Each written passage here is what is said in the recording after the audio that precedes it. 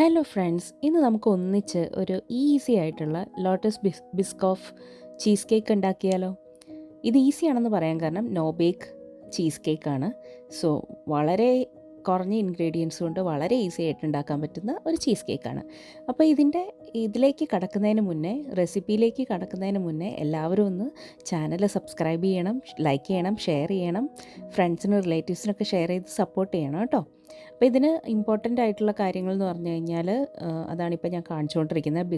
Lotus ബിസ്കോഫിൻ്റെ biscuits ഒരു packet വേണം, പിന്നെ അൺസോൾട്ടഡ് ബട്ടർ, പിന്നെ ബിസ്കോഫിൻ്റെ തന്നെ സ്പ്രെഡ് വേണം, പിന്നെ ഞാനൊരു ബൗൾ എടുത്തിട്ടുണ്ട്, പിന്നെ വേണ്ടത് ഡബിൾ ക്രീം എടുത്തിട്ടുണ്ടായിരുന്നു, പിന്നെ മെയിനായിട്ട് നമ്മുടെ ചീസും. അപ്പോൾ ആദ്യം തന്നെ ഞാൻ ചെയ്തത് ബിസ്കോഫിൻ്റെ ബിസ്ക്കറ്റ്സ് ആവശ്യത്തിന് എടുത്തിട്ട് ഒന്ന് പൊടിച്ചെടുക്കുക കേട്ടോ. ആ പൊടിച്ച ഐറ്റം ആണ് നമ്മുടെ ബേസ് ലെയർ എന്ന് പറയുന്നത്.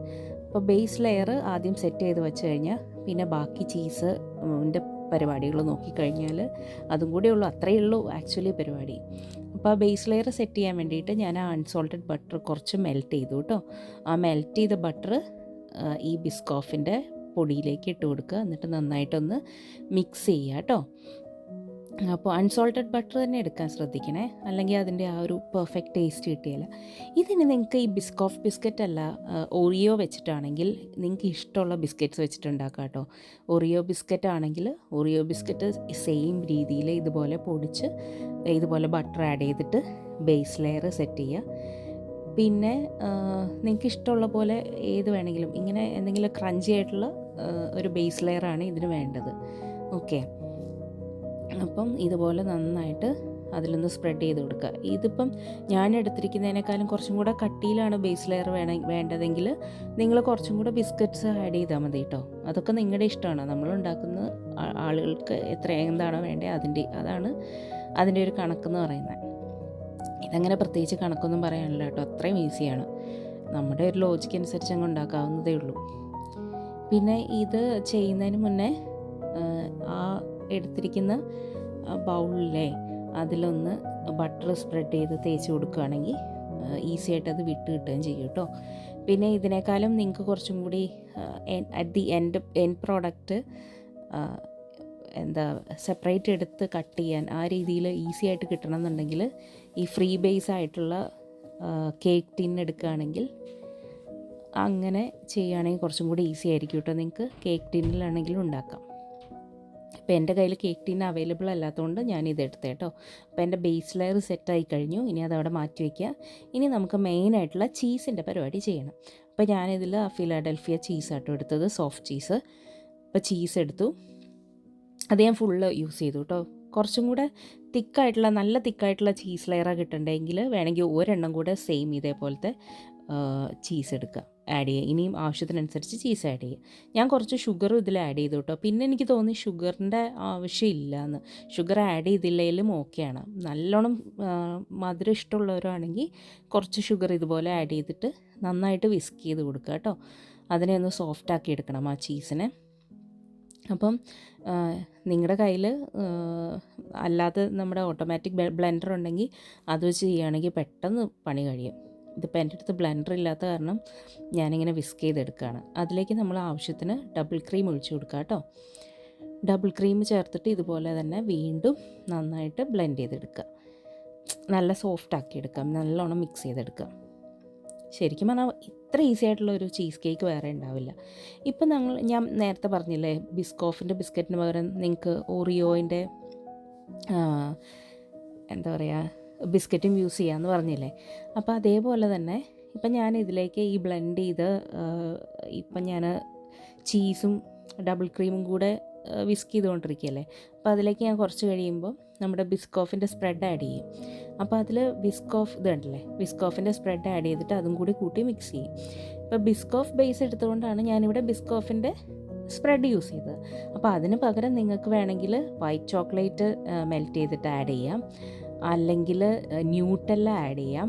അങ്ങനെ നിങ്ങൾക്ക് അതുപോലെ പീനട്ട് ബട്ടർ വേണമെങ്കിൽ മെൽറ്റ് ചെയ്തിട്ട്, പീനട്ട് ബട്ടറിൻ്റെ കുഴപ്പം അത് കുറച്ച് അൺസോൾട്ടഡ് ആയിട്ടുള്ള പീനട്ട് ബട്ടർ ആണെങ്കിൽ അത് ആഡ് ചെയ്യാം. അപ്പം ഇങ്ങനെ നിങ്ങൾക്ക് ഇഷ്ടമുള്ളത് ഏത് ഫ്ലേവറാണോ അതിൽ വേണ്ടത്, വാനില എസൻസ് വേണമെങ്കിൽ അത് ആഡ് ചെയ്യും. അങ്ങനെ ഇഷ്ടമുള്ളത് നിങ്ങൾ ആഡ് ചെയ്ത് കൊടുക്കുക.